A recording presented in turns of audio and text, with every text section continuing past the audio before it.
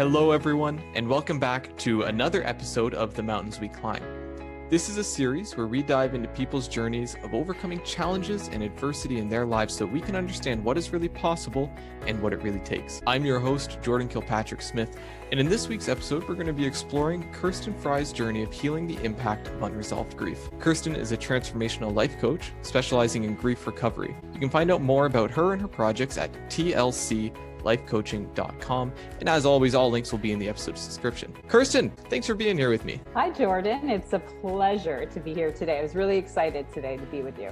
Me too. We've had a number of really awesome conversations, and I expect that this one will be absolutely no different. So where does Kirsten's story start? That's a really good question because, our stories, I think, are ever expanding and evolving. So, there's always a start, and I'm in the middle, I guess, right now. But this particular story that brought me to you and this podcast today began about 4 years ago when I found out that I was adopted, which was shocking to say the least for me. And it was for anybody who's listening and they're not watching the video right now, how old are you if you don't mind? So 53 years old. Right. And okay. 4 years ago when I was 49, I found out that I was adopted. So, when we talk about overcoming certain things, I think our life is always about overcoming obstacles, and we're always in this position of expanding and evolving. So it was a situation where there have been 2 times in my life where there was a significant emotional loss that in the moment, I actually felt I had a physical sensation. In terms of like when I heard those words that you are adopted, there was something inside me that actually shifted within my chest. And so there was this sensation that was a physical sensation followed immediately by shock. And then because in my background, I've been a police officer, I automatically went into like interviewing mode, right? So investigative mode, asking a lot of questions. And unfortunately, there really weren't a lot of answers at that time because at this point, most of my family had died. There was no, I couldn't pick up the phone and have a conversation and get some of these answers that I was looking for. So what happened was there was this emotional reaction, obviously, at that time. A lot of frustration, shock, anger, and some resentment because while it shed the light on some things that had happened in my childhood, and I had a normal childhood growing up, it was middle-class family. My parents had everything that we needed and most of what we wanted, but there was always this disconnect that I never understood as a kid emotionally. Like I didn't have that close relationship with my parents that a lot of people had with theirs, especially with my mom. And it wasn't for a lack of trying on my part, especially as a young person. It was always this sense of trying to have a deeper connection, but there was always this barrier that I could never understand why it was there.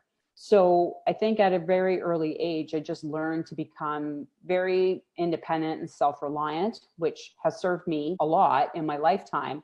But finding out I was adopted made sense because the decision had been made for it to be kept a secret from both my brother and I. And so other family members, I guess, petitioned my parents as we got older to share that information with us. And they never wanted to do that, especially my mom. She was adamant that we would never know that we were adopted, which unfortunately actually created a barrier to the love and the connection and the support that you would have within your family, because my mom was always trying to hide this secret. And that's the thing with secrets. Secrets create shame. And so you're always watching what you say. And I felt that as a young person growing up and just never understood it until this time. So there was a lot of anger that I had around, and it was more resentment than anger around not having the ability to have that connected relationship, not just with my parents, but with my extended family, with my grandparents and my aunt as well. Yeah. And so that resentment, was that permeating your childhood, or was that after the fact? Like once you found out? That's a really good question. And I think the resentment was strong at the time that I found out about the adoption, because I think the resentment, there was a thread of it always kind of throughout my life in different aspects. Because the thing about this particular loss, this significant emotional loss, about like, I felt that I had been lied to my whole life. I felt betrayed by my family. I felt like I had no tribe. Like I felt like I didn't belong. And I had felt like that at different points throughout my lifetime. And then just as a young person, because we adapt and we're resilient as human beings, just became very independent and kind of had friends as I went through school and that kind of thing, but always had this sense of I'm alone. That was sort of always the permeation, that if I had to do anything, I was going to have to do it on my own. I didn't need other people. So, I moved out at 18. I became a police officer at 21, and I just lived my life very, sort of independent, where it was nice to have people in my life. And I wanted to have friends and relationships and that kind of thing, but I didn't need them, was the thought process that I had. But the problem with that is, when I found out about the adoption, is that it actually brought back some sadness and also pain of some previous losses that I had had in my life that I thought I had already dealt with, but I hadn't. And that's where I discovered where I had intellectualized my grief almost my entire life, because that's what we've been taught, and we can get into that in more detail in a minute. But I had intellectualized my grief my whole life, to a point where, a situation would happen. I would have sort of an emotional reaction to it at the moment, and then very quickly default into trying to intellectualize it, try to make sense of it or understand it. And then what happened with that is, at some point I would get this understanding, but it wasn't really helpful in terms of emotional recovery. And that's the thing, when we try to use our heads to heal our hearts, it's the wrong tool for the job. Right. And so what happens is we adapt to the situation, which is what I had done throughout my lifetime, including this time with the adoption news. Had some time where there's this emotional trying to figure everything out. And then I just continued on with my life, or so I thought. But what was happening was this resentment was sort of simmering underneath. And I found that, like, at that time, I was a personal trainer. I had been for 8 years, and I loved my job. I had great clients and I was well respected in what I did. But there was just this sense of restlessness and a sense of, there would be days where I was irritated for no reason. Like, no one did anything. It was just this like simmering resentment, irritation that I really couldn't pinpoint as to why. And what I've learned now, that that's my cue, because that has happened in other times in my life too, that it's time for the next step. It's time for me to move into, like, something needs to change at that time.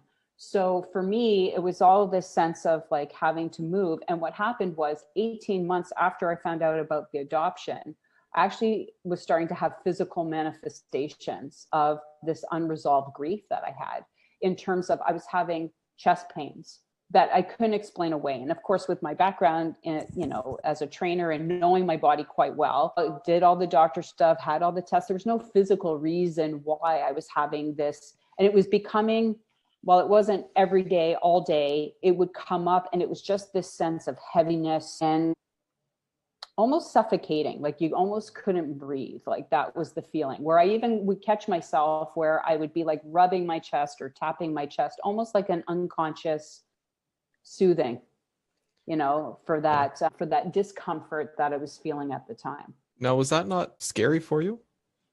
It was. And that's why I went to all the sort of usual things that we do, right? Go check out with the doctor, what's wrong with me, tests, and there was nothing physically wrong. So for me, because I've done a lot of personal development work over my lifetime too, and what had happened is, after the adoption, is that I ended up shifting careers. So I went from, I've had a few careers. So I've been a police officer for 18 years. Then I was a personal trainer and nutritionist for 8 years. And so I actually ended up making a shift into coaching.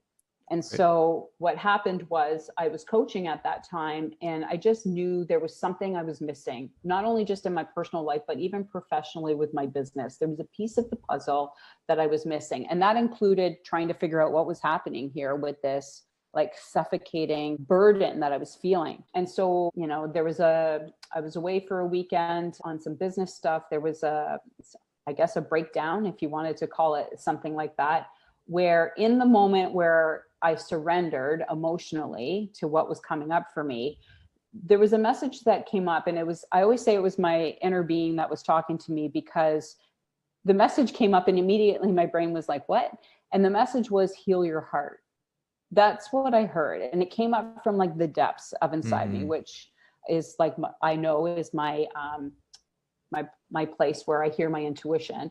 And like I said, my brain went into this, like, what does that mean? And I had met through networking a woman that did grief recovery work. She was amazing. So I reached out to her, and Jordan, I went and did a deep dive into my unresolved grief and discovered what was emotionally incomplete for me, not just from the news from the adoption, but from some of these other losses that I had had in my life, significant emotional losses that I thought I had dealt with the tools that I had at the time, but I actually hadn't. Again, I had adapted, but I hadn't actually healed that emotional relationship to those losses. And what was that like for you to really do that deep dive into some of these things that you thought had been completed and done with, but then to have to bring them back up and to have them resurface and be like, oh, this was actually there all along? Yeah, it was, first of all, I have to say, like, I was ready to do this work. Right. So again, it was that the sense, like, I didn't know what was happening. I didn't have the answers. So I reached out to someone who I thought could help me, and she did. She was amazing, and actually mentored me, not just through my own grief recovery process, but that's what shifted the focus of my business, because that was the missing puzzle piece for my coaching business. And now it came full circle. So now I feel like what I do is I'm able to help people. It's almost like there's things that we have in our life that are there, but we can't see them. It's like adjusting the side mirror, right? Our blind spots. So I help people find their blind spots. Nice. So that they can heal and open themselves up to their own emotional freedom. So I'm not doing any kind of healing. I'm just guiding people, only because I've already been on the journey and still am. But now I have tools that I can share with people so that they can also have emotional freedom. Because often it's these unresolved losses that we haven't gotten emotionally complete with that, people talk about the backpack analogy, where we have those boulders or big rocks that, when we're incomplete with something, the rock goes in the backpack and we just bring it with us into our next part of our life. And the problem with that is, we adapt to the burden of that load that we're carrying. But again, it doesn't mean that we've healed. So if you look at things like relationship, if we don't heal the emotional pain that we have for a relationship that we have with someone, we will bring those unresolved feelings with us into our next relationship. They will come out some way. And that's the thing with grief. Just like all emotions, you can't just, push it down, which is what we've been taught to do as a society, because it will leak out in other areas of your life. And that's exactly what happened to me. I was building up all these barriers to protect myself from being hurt throughout my lifetime. This belief that I had that I was alone, right? That I had to do it on my own, that I had to grieve alone, that I had to be strong, like all the time, even in my career choices that I had. And what happened is I was actually the one building the barriers now to the connection and the love and the support that I always wanted. In the beginning, as a child, I wasn't the one doing it. Someone, was putting up those barriers, but now it was me that was doing that. So I had to learn how to take responsibility for that. And then if I wanted to create something different in my life, then I needed to know how to do that. Yeah, that is really interesting. And I love how clearly you can articulate what was going on for you throughout the process. Because I think that process is something that often happens under the hood, so to speak. And we don't, even though it's going on, we don't really pay attention to it, or we can't understand it clearly. So then we just don't even pay attention to it, right? And so you mentioned that you had this unresolved grief. It was like carrying around these rocks in a backpack. How does someone know if they've got unresolved grief? So, and that's the excellent question. Because if you had asked me if I was grieving, it'd be like, no, because we don't even understand what grief is. Right. So for most of us, when we think about grief, we think of it as, a deep abiding sadness when someone we love dies, or maybe when we go through divorce. That's how we think of grief. But grief is the normal and natural reactions that we have as a human being when there's a loss, a significant emotional loss of any kind. And so that includes, like, there's more than 40 life experiences that can create feelings of grief. And the other definition that I like to use is that grief is also all the conflicting emotions that we have when there's a change or an end in our familiar patterns of behavior. Right. So really, anytime that you're going through a life change or a transition of any kind, there's the potential for grief feelings, even in situations that are, that we would think of life situations that would be positive. So for example, like retirement, and I can use this because, my husband just retired at the end of April in the middle of COVID. So COVID's a whole other story where a lot of people might be dealing with unresolved grief and might not be knowing that that's actually what it is. But so when we go through a life change, even if it's one that we know we're ready for and it's time to move on, typically it's an end of one way of our life and we're moving into the next way of our life. And so we might be looking forward to it, but we also have to emotionally complete the part that we're saying goodbye to. So for example, like even when I took early retirement from policing, I've been a police officer for 18 years. And when you go to any kind of social function, what's the first question people ask you? What do you do? So we identify with what we do as if that's who we are. I've been a police officer for 18 years. And so at that point, when I decided to change, it was my decision to shift out of policing. But I had been a police officer for 18 years. I had gone to I had been in different divisions and had done different job descriptions within my policing career, but I had had a purpose. I was getting up at a certain time. My routine was the same thing. I had a schedule that I followed. I worked with the same people. You have these relationships with people when you go to work, people you have coffee with, people you take a walk with, people you work on projects with. And so when we say goodbye to those things, it's not just like walk out the door and we're done. Even it's like your routine getting on the train. If you go into work, there's something that's shifting in there. So it's being able to be emotionally complete with that change. So if you're fine with it and you've made your goodbyes and you've said everything you had to say and you're complete with it, that's great. There may be no grief from that.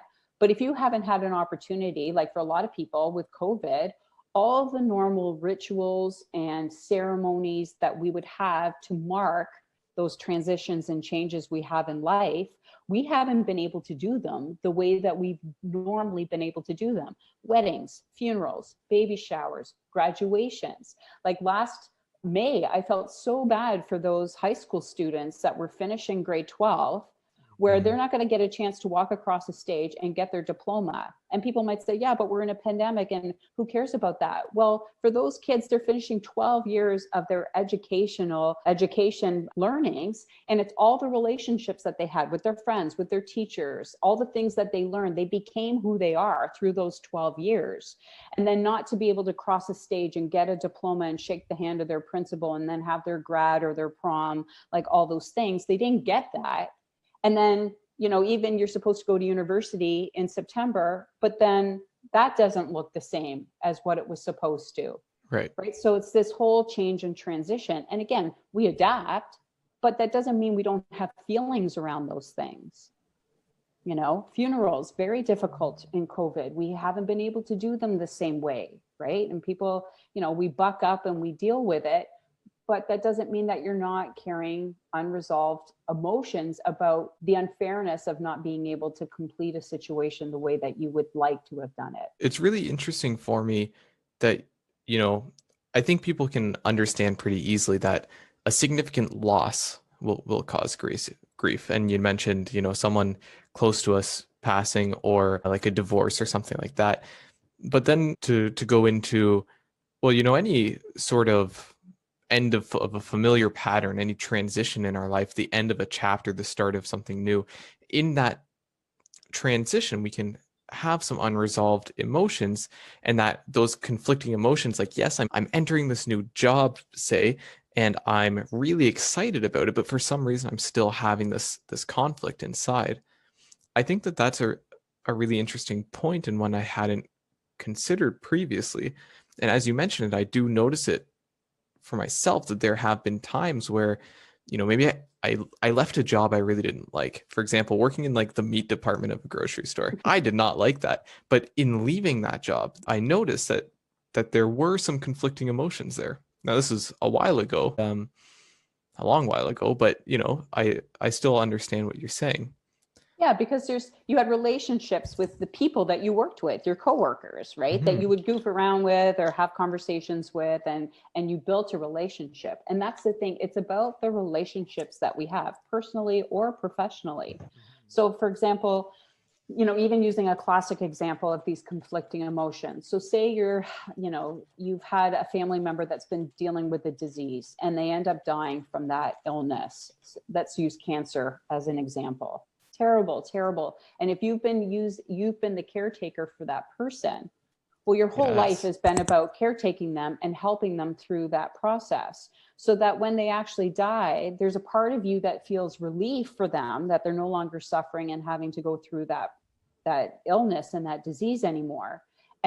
But there's a sadness about losing the physical reality of that person, not being able to hold them or talk to them or all those things. So and then people feel guilty about, well, I'm relieved because they're not suffering anymore. And also now, like, my whole life isn't just about caretaking this person. And then there's that, oh my gosh, that's a terrible thing to feel, but it's normal and it's human. Right. And then there's also that time that if your whole life has been caretaking this person for the last however many weeks or months or even years, and now that person's gone, now there's this empty space and all this time.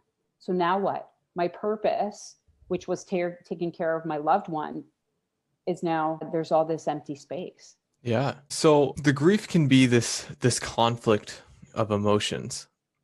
And I'm curious to hear your thoughts on what are emotions? Like, why do we have them? Because in my experience, when I talk to people, a lot of people, we know we have emotions. We're happy, we're sad, but there's a lot more to it than just that, right? And we don't really connect with them well. We don't really understand them well. I say we as in like the general populace. So yeah, what do you think about emotions? How do you conceptualize them in your head? And so this is a brilliant question. And this is the conversation that I have with so many people around grief and loss, because emotions, so it starts back, I always, you hate to say it comes back to our childhood, but grief and the tools that we have been given to deal with emotional losses that we have in a life, we are not well prepared. We don't talk about it. Most of us did not have an adult when we were younger people that sat down with us and talked to us what to do or how to manage when we go through these emotional losses. And as a human being, we are going to have loss in our life. It is part of our human experience here.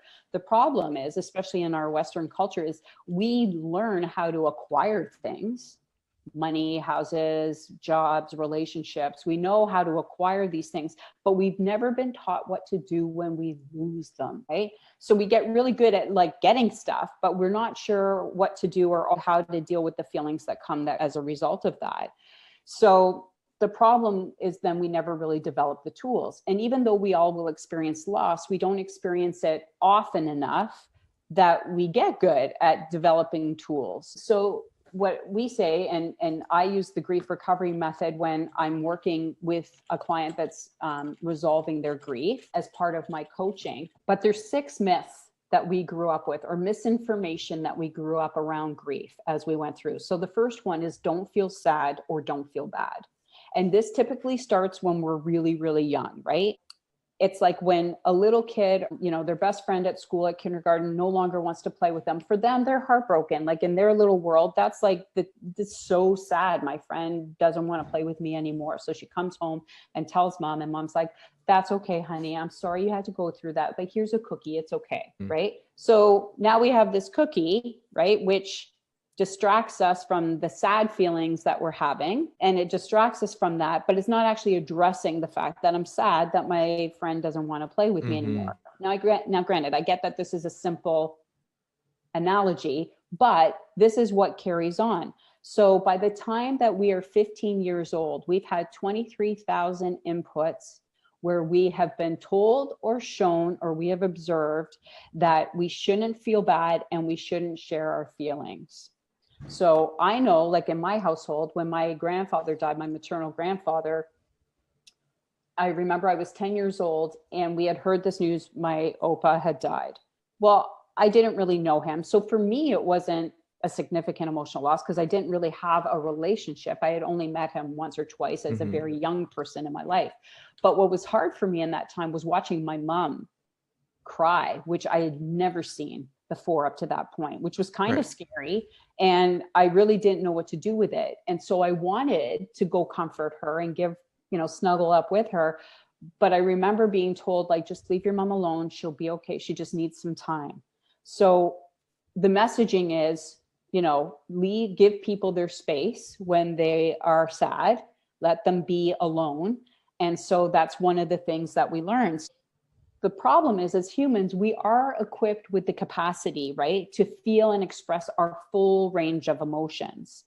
But if we've never been taught to express them or vent those natural emotions when they come up for us, we instead learn how to suppress them, to bury them. And this is what happens. And it starts with a cookie, right? Or it starts with, something else. So then when you extrapolate that into a relationship, right? So that, no wonder why so many people have difficulty with food, issues, overeating, or those kinds of things, or drugs or alcohol or gambling or Netflixing, to the nth degree. I'm talking this is excessive. It's because we've learned to soothe ourselves with something outside of ourselves instead of actually dealing with the emotion in that moment.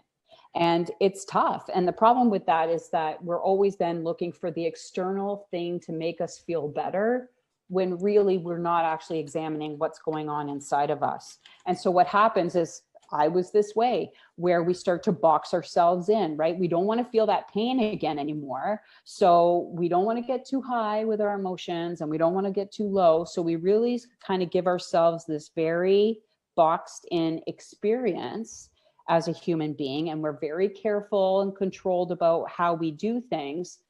But at the end of the day, that's not real life, because again, with the adoption at 49, it just, it leveled me at that time. Doesn't matter how many walls and barriers I had built up to protect my heart, I was still heartbroken. So that physical sensation that I felt in my chest, I had always before referred to it as a soul shifting moment.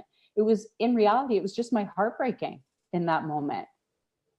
And so I didn't even have language for it, because we haven't been taught what to actually do with this grief. And the cost to that, we pay a price when we're not able to express our emotions honestly. And that doesn't mean you're sharing your story with everybody. Not everybody deserves to hear your story. It takes a lot of courage to be vulnerable with people. So it needs to be done with somebody that you trust, whether, it's a friend or a family member that you really trust, or a coach or a counselor or a therapist, or someone that you have built a trusting relationship with, so that you feel comfortable enough to be able to honestly share and express all of those emotions. And the price that we pay when we don't do that is we limit our capacity for happiness moving forward. Yeah. So then life becomes this very limited experience, when we're actually meant to have, we're meant to feel the highs and the lows, right? There's something to be learned in all of that. And as an aside, men and boys hear that don't feel sad, don't feel bad message, I think even more so than women, right? From a younger age, big boys don't cry, don't be a pussy, man up. We hear it. And even if it's said in a joking way, the message that men have heard since they were little is that don't share your feelings. Do not share them. It's unsafe to do that, because nobody wants to hear how you feel. Well, what do you do with the normal and natural human emotions that you're going to have when you have these losses? What do you do with that pain, which isn't just sadness, but now it shows up like anger. It shows up like resentment. It shows up as, frustration and all of these things. That pain needs to go somewhere.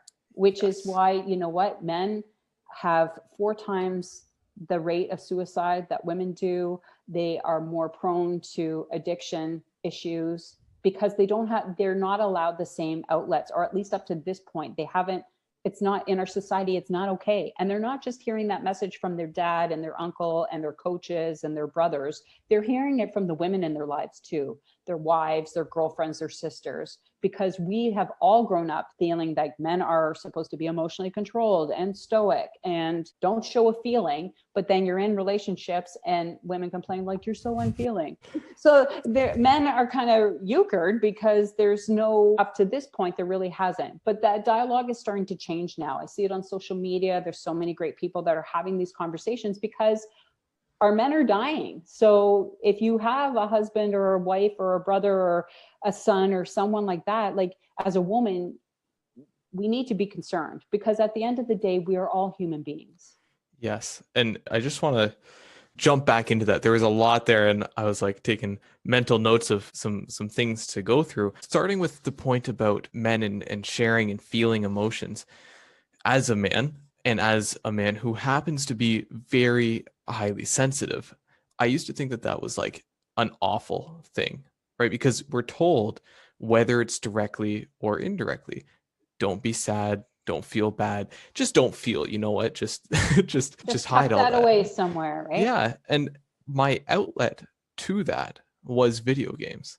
And so I didn't really understand it at the time. I was just like, okay, you know what? I don't like feeling all the things. So when I play video games, I can just escape that. And really, it's this escapism that we see in so many areas, right? And you mentioned this beautifully with your list there, where it's like, whether it's food or gambling or sex or alcohol or Netflix or like whatever it is, it's really just this escapism, right? And it comes from this lack of understanding and acknowledging and accepting how we're actually feeling and properly dealing with that. And I see this entirely in my own practice as well. And I think that we as a society really need to focus on this, especially in healthcare. And I imagine that, and please correct me if I'm wrong, but after dealing with this grief, I imagine that your clients also see an increase in their health and in that, like the sorts of activities that they do, right? Whatever it was that they were escaping with probably declines, I would imagine. Is that right? It can happen. It just depends because everybody's grief experience is different. So we address it differently, right? Right. So what I love what you said so eloquently about the emotions. So emotions, and you hear a lot about this now too, are just energy and motion, right? Right. So something happens, we have thoughts about it, creates a feeling about it. There's a biological response. We feel the emotion in our body. So the whole point is we're meant to feel it because every emotion, it has a message for us, right? Yeah. If we're feeling it, that's information. Like there's something for us to pay attention to. There's something to be healed. If we are aware of our emotions, then we can actually take steps towards our healing in the moment rather than waiting days, weeks, months, years sometimes for people to recover from some of these emotional experiences that they're having.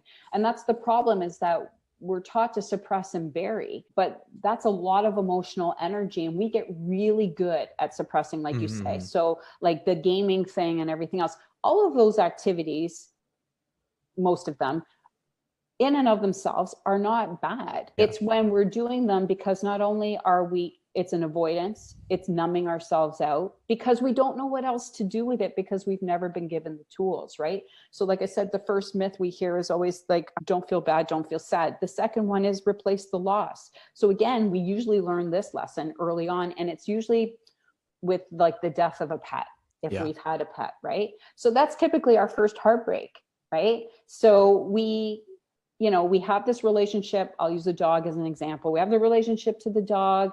We grew up with the dog dies, and we might be like really emotional about that. And our parents, of course, don't want to see us hurting. So it's like, it's okay. Don't feel bad. Don't feel sad. It's okay. We'll go get another dog. And then very shortly thereafter, we go get another dog, but it's not the same because it's a different dog. And it's a different relationship to the dog, right? Like the first dog was the one that would come lie up on our bed and sleep with us at night, or we would take it for walks. Like you have that relationship, that connection with that particular pet. So it starts with the pet, but then, you know, we move that into, you know, that replace the loss into our relationships. So think about when we're in middle school or high school, when we have that first like puppy love heartbreak, right? Where our parents are kind of like rolling their eyes in because they know we'll move through this.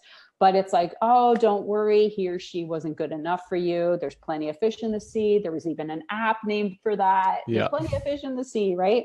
So we don't, it's almost like we're not allowed to express our emotions and complete the emotions that we had with that first relationship. So bloop, there goes the rock in the backpack. Yeah. And we carry it forward. The thing to understand is that all our relationships are unique. There's no exceptions to that. So for example, Jordan, say you lost your mom and I lost my mom. They both died. But maybe you had a really loving, close relationship with your mother, and mine was really distant and not very loving. So yeah, we're both having a grief experience, but it's very different, right? It's very personal because our relationships were very unique. And so that's why when people say, I know how you feel, we have to be really careful with that, because I actually don't know how you feel. I know how I felt when I went through that loss, and I can hold that space for you. But I don't know how you feel because I wasn't in that relationship with you and your mom, right? So it's the same thing in relationship. And we do this a lot, where we don't resolve what's actually happened in that original relationship. So if there was, you know, a sense of betrayal or a break in trust or resentment or anger, any of those feelings, which are part of grief, we take that with us into our next relationship. So it's almost like we're bringing our baggage, right? And then that person's got their baggage, and then we'll see what happens there. So we need to be able to grieve and complete our relationships to that person or that situation or that experience, the marriage, the romance, whatever that has ended. And until we do, we risk bringing that backpack with us into the present. And that's what sabotages our future.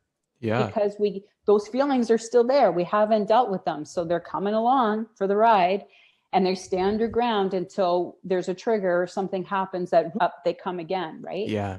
And so I totally had to learn this the hard way through past relationships.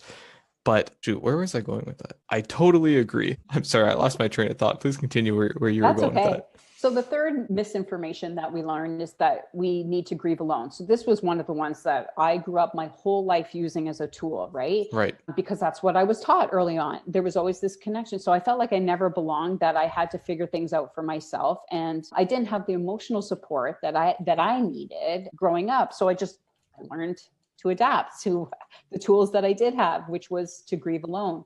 But isolation is not a natural tendency. It's a learned behavior. We are tribal beings, right? As human beings, we are meant for connection. Some people need more alone time than others, but we are built for connection. So even this situation that we're going through with COVID right now, difficult for so many people. And people are grieving, but maybe not using that word for what they're actually feeling. Like there's days where it's like, I feel like I can't get out of bed. Well, because there's been a lot of change. Our normal way of living our lives has been stripped from us, and not by choice, right? So we're adapting as we go, but there's some days that are just going to be tough for us. And that's okay. That is completely normal and natural. There's nothing wrong with you about that, right? When we have that, because let's face it, when we get good news, what's the first thing we want to do? Celebrate, share it. Yeah, totally. Right. And it's the same. We have that same natural impulse when we receive bad news, right? Or sad news. We want to tell someone that we trust. But if we've been taught from the beginning of our lives, if you're going to cry, go to your room, or we don't burden people with we lose that natural impulse to talk about it. Right. And so really the antidote to isolation is participation. Is to find that way to connect in whichever way that you possibly can. The fourth, sorry, did you want to? Yeah, I just remembered what I was going to say earlier and you were talking about the high school heartbreak, right? When people are like, the parents are rolling their eyes and they're like, yeah, everyone goes through this. And then we say things like, you know what, don't feel bad. They weren't good enough for you and all this stuff. And And I think what we're doing is saying the way that you're feeling is not okay. As in, we need to fix how you're feeling, right? Instead of just saying, you know what, accept this. This is part of the process, part of the journey of life and the human experience. And I think it's when we, and please, I would love to hear your opinion on this. I think it's when we accept that emotion, we're really accepting how we're feeling. That's the first step to actually resolving it. Yeah, is being aware of it and allowing it to move through you and to be fully expressed, right? Yeah. The problem is that often when we share with people, we're sharing with people who grew up with the same misinformation we did. So we're talking to people who have unresolved grief of their own. And Right. sometimes when we show up with our stuff, it triggers in them, which Mm-hmm. is why it's like they can't hold that space for us because now it's bringing up their stuff and Right. they're really uncomfortable, which is why grief remains this really like uncomfortable conversation that nobody wants to talk about. But I'm like, we're all going to go through this at some stage. We need to talk to somebody Yeah. about this and about these normal human emotions so that, and it doesn't change the fact that whatever the experience was happened, that heartbreak still happened, right? And Mm-hmm. we've all been through many losses in our lives. And some people have been through, and it's not about like whose is more than mine or anything else like that, because we all experience our own grief at 100%. Right. So it affects me the way it affects me, right? And so when people say what they need to say, I mean, it might be factually true, but it's not emotionally helpful. Yes. Right. And again, it's us using our logic, intellect, like, oh, he wasn't good for you in the first place. And maybe he or she wasn't. But it doesn't help the fact that that person's heart is broken at that moment. So when we do our own healing work in whatever way, we're able to hold space for people in a much more supportive, compassionate, understanding way. And for anybody who's listening and doesn't understand what you mean by saying holding space, can you describe a little bit about what you mean by that? So it means being able to be with someone who is experiencing whatever emotionally that they're going through. And I want to be clear, like I am not a therapist or a counselor. That is not what I do. I am a life coach. I'm a transformational life coach, and I help people move through transition in their lives. But because of my experience as a police officer and having gone and a personal trainer and doing my own healing, doesn't make me any better or worse than anyone. But I have the ability to hold that space and listen to people. We call it being a heart with ears in grief recovery, Nice. where I'm not thinking about what I want to say. I'm listening fully, wholly to what that person's saying without wanting to fix it, without wanting to take away that pain for them, because I can't. The truth of the matter is we cannot fix someone else's problem. We cannot take someone's pain away from them, and we cannot heal them. That is our own individual journeys. But I can hold this space so that people feel safe, that they feel that what they're saying to me will be kept confidential, that they can trust me to be able, because some of these people are sharing like really personal things that maybe they've never even shared with anybody else before, that they've never even admitted to themselves before. But when we're able to sit in the dark, and then when we're ready to go towards whatever light that we're going to, there is a light at the end of the tunnel. You will get through that tunnel. But again, if you've ever been given the tools, we don't know how to do that. So it's just finding whoever that is for you in your life that can help be with you in that moment without feeling the need to fix it or make it better for you. Because I know from my own personal experience, most of my growth, impactful growth, and healing has happened in the most painful moments of my life. I love that. Can you repeat that? Just, and anyone who wasn't paying attention, please listen to this again. My personal experience was that the biggest personal growth and healing that has ever happened to me has happened from my painful experiences. Yes. Life is good and happy, and you can see my personality, and people say, how do you do that kind of work to sit with people that are going through that kind of experience? And for me, it's like, because it brings me joy to be able to help people to their own healing. I'm not doing that. I'm just guiding them because I've walked that path already, and I know that there is a light at the end of the tunnel. if you're ready to do that kind of work. And it is work. It's not easy. Like, to do healing work is messy. It's uncomfortable. It can be painful sometimes. So you really do have to be with somebody that you trust and that you feel safe with to do that work. And there would be people that their situation would be beyond my scope of practice to work with, I would refer out to. But my question always is, when I talk with people, we are building that rapport, but I'm also listening to hear, is this person, they're asking, maybe grief recovery's for me. My question is, are you ready to do the work? Because it's not about me handing you a solution. I'll share the tools with you, and I will share my toolbox with you, and you can take it with you for the rest of your life. But I can't do that healing work for you. I can't. There's things that you have to do in that process yourself. Yeah. Right. And I can guide you, but I can't do the work for you. So people come to their healing, whether it's grief recovery or any other kind of healing, when they're ready. It's like going to the gym, and people who are, wanting to transform their health or their vibrancy or vitality in life, their nutrition. Well, you got to be willing to make the changes, right? Yeah. And if you're not going to get the results. And that's okay. There's no judgment around that. It just is what it is. You're either ready or you're not ready, or you're not ready yet. And that's okay. Right? Like, we all come to it in our own time. So I just want to share a couple of the other myths that we have, because for some people it's some, and for others it might be different. The next one is to be strong. So the grieve alone and be strong, those two were mine. I mean, those were mine. I wore them like a banner for my whole life. But being strong is confusing the need for the energy and focus. And a lot of times this happens when people have lost a loved one. So a death experience has happened, where you hear people say, oh, you're so strong, or you just got to be strong for the kids, or we hear this, right? Like, you got to be strong. But that's confusing the need to have the energy and focus for all the details and sort of notifications of things that need to happen when we're going through that experience after a loss. But it's a false idea to push away or cover up the natural feelings that come up when someone close to us dies in an effort to be strong. Because what does that even mean? And that was my thing. Like, I grew up sort of very strong and independent, and it was almost an ego thing too, where it was like, I don't need anybody. I've got friends and stuff like that, but I'm strong. And I mean, I was even a police officer for 18 years. So I was the one that people came to when they were having trouble and difficulties. I was always that tough love friend, right? For my friends growing up. But how many of us have said, like, I'm fine, when we weren't? Right. And always when I hear I'm fine, to me, I always hear that acronym, right? Like, feelings inside, not expressed.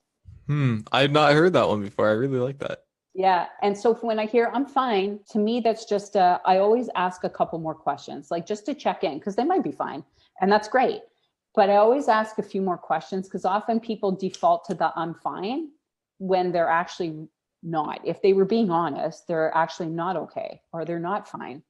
But most people, they don't want to burden people with how they're feeling. So we're just going to keep being strong. But as Brene Brown says, like, to be vulnerable is to be courageous. So I don't even like this, like, be strong. Like, we hear this, like, with COVID, like, be strong. And we hear that as a hashtag all the time. My whole thing is be brave, right? Being brave also means being able to share our vulnerability when we're not, like, got it all together and are our bright, shiny selves all the time. Like, you know what, I had a hard time getting out of bed today. Like, being able to share that with somebody and just let somebody be like, okay, what's going on? Like, let's talk about that, right? So I always say, like, you can be human or you can be strong. You can't be both, right? Nice. Because sometimes you're strong and sometimes you're not. But if you're always identifying with being strong, well, what happens when you don't actually feel strong in a moment? So we put up this facade, right? Which is a lie to us and to the people around us. Yeah. Just be human, because at the end of the day, we all are human. We all are going to have those kinds of feelings when we go through. And then the fifth one is time heals. This is a huge one for so many people. We hear this all the time. Time heals all wounds. And the problem with that is usually at the immediate aftermath of a significant loss, like when I found out about the adoption, we initially were numb. That's a shock kind of thing. That's our body's sort of protective measure. And there's an inability for us to concentrate and focus. That's normal, totally normal.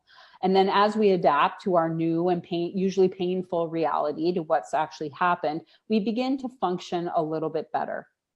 right? So this is the illusion that this gives us the illusion that time's healed us, when in fact all that's happened is that, as we said before, we've adapted to our new reality, right? To the physical absence of the person, whether through death or divorce or the loss of our job or whatever the case may be. But time only passes. It's the action steps that we take within the time that are the key to our recovery. So, I can give you an analogy about this. So say you get a flat tire on the side of the road, right? And if we go by the whole time heals thing, we get out of the car and we sit down on the curb and it's like, crap, there's the flat tire. And it's like, well, I'll just sit here and wait. Mm-hmm. Well, if we just sit there and wait and don't do anything, we'll be sitting there a really long time. Yeah. Or we can pick up our cell phone and call CAA, or we can get the jack out of the car and change the tire ourselves. But it's the action that we're taking. There's still time that we're not in the car moving forward, but that time gets significantly reduced when we actually take an action to get us back into the car and moving on again. And it's the same thing with an emotional loss, right? Like, time is not going to heal our wounds. And it ties in with this last point, which is, in our culture, it's prevalent. Stay busy. Let's just stay busy, right? That goes hand in hand with the time heals. Because if I just stay busy, then I don't have time to feel all the feelings that I'm feeling, right? And so all that does is keeping busy just distracts us from our normal and natural feelings of grief, right? And it can even make it last longer because we're not actually addressing the emotion. Because at the end of the day, you can't go over it, you can't go under it, you can't go around it. You need to go through it. And so facing grief head on is the least painful way to recovery from loss in the long run, right? So those are the ones that we tend to grow up with. And it's because of that misinformation, a lot of us get stuck in these emotions that we have that we just suppress and bury because we don't know what else to do with them, right? And so I think with COVID, this is what's happening with a lot of people now too. Our usual ways of staying busy, go to the gym, go to the yoga studio, go for coffee, out for dinner, all the things so that we're busy all the time. The universe went press pause. And now we're all like, and now I'm actually feeling like stuff's coming up, right? So for people that had cracks in their relationship or, things that were going on with their job or their finances or their health, COVID has sort of amplified that for a lot of people because our usual ways of coping aren't really there. So we end up in these short-term energy relieving behaviors that we do, the drinking, the smoking, the drugs, the gambling, the Netflixing, the gaming, to numb out from those emotions that are coming from us. And you can do that for as long as you want. Again, there's no judgment around any of it. You do what you need to do to get through your life experience, but know that there are different tools that you can have that can help you through this so that you are fully expressed and emotionally free. I love that. I love the way that you worded it too. I think, I have nothing but agreement to say. This is why I'm so grateful for this opportunity to come talk to you today about this, Jordan, because when I have these conversations with people, it's like people are like, oh, yes, and they might still not be ready to take action, and that's okay. But there's a better understanding. And now it's like, oh, it's opened their eyes about what actually grief is, that it's actually an umbrella with a lot of other things underneath it. Yeah. So when you're aware of that, well, now knowledge is power. So then we can either choose to take an action or not take an action. But now we have the choice, right? Absolutely. And now we have the awareness. There is a choice. Yes. So we are coming up to running out of time here. So I want to ask you, if you had like one piece of advice to give somebody, maybe they're struggling on whatever it is that they are going through, what would you say?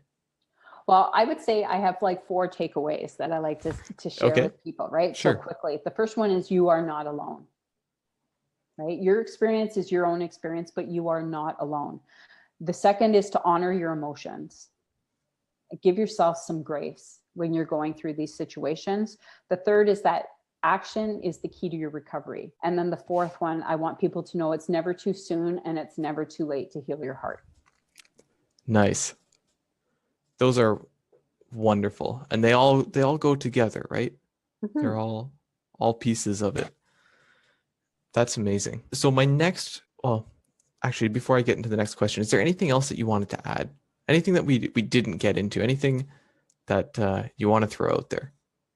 I would just say if anybody wants to, there's a lot of information on my website. If you'd like to go there, I have a free ebook that I share with anyone that's interested in learning more about the 6 myths in detail and wants to know more about grief recovery. I'm happy to send anybody that free ebook. Absolutely no obligation for anything. And then if anybody wants to have a talk, obviously I'm open to having a discovery conversation with anyone to see if grief recovery is right for them. Nice. And so both for the book and a conversation with you, do they find that through your website? Yes, absolutely. Okay. And if you want, I can even send you the link for the ebook. You can just put it right on the podcast. Okay, then I can do that as well. So the link to Kirsten's website, her socials, and the ebook will all be in the description of this podcast. So you can find it there. My next question is actually for the listeners, not for you, Kirsten, but with all of this information and these insights and this awareness that has been developed throughout this conversation, what are you going to do with this now? Because as we were talking about it, it's not enough just to know, you have to take action. So what kind of action are you now going to take in your own life? If you found this podcast beneficial, please consider subscribing to it and sharing it with anybody that you know who even might benefit from it. You never know what somebody's going through. There is so much to be taken away out of this conversation. A share may very well change their life. This podcast is brought to you by Sword Academy, where you can build the best you possible.